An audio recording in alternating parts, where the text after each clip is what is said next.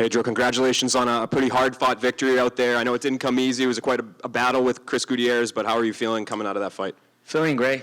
Has been a couple of years that was training very hard, and fights that was just not going the way that I was playing. But I'm very happy to walk out the octagon with a victory, especially over Chris Gutierrez.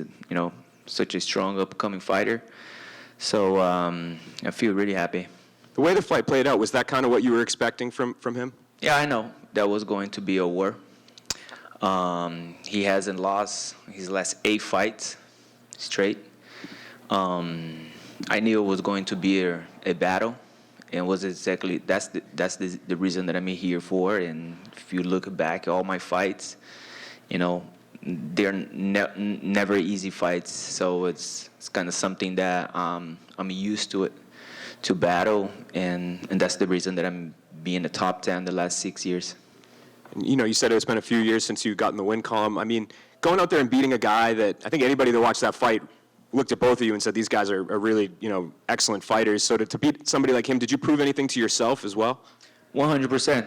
I proved, and that's the only person that I wanted to prove is to myself, not for the crowd. And I respect them. I like the crowd, but at the end of the day, it's the battle, between myself. So yeah, it's a good victory.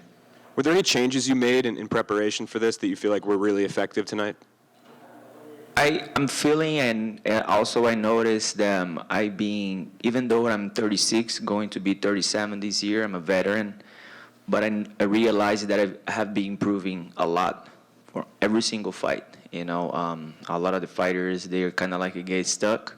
But the bantamweight division is such a competitive division that it requires us to always be developing, getting better.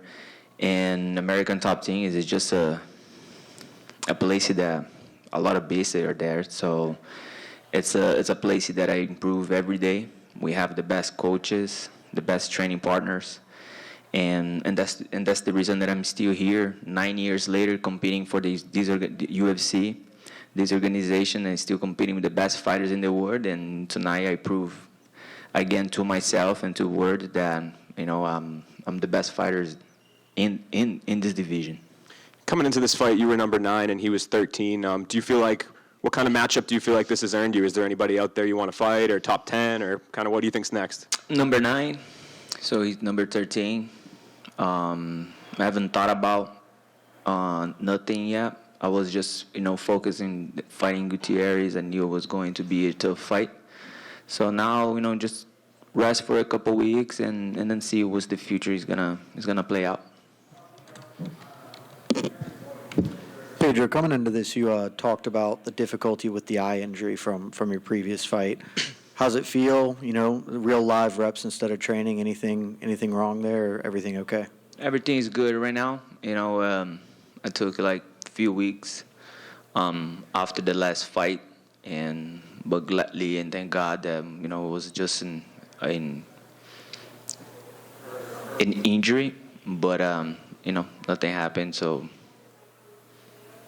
thanks.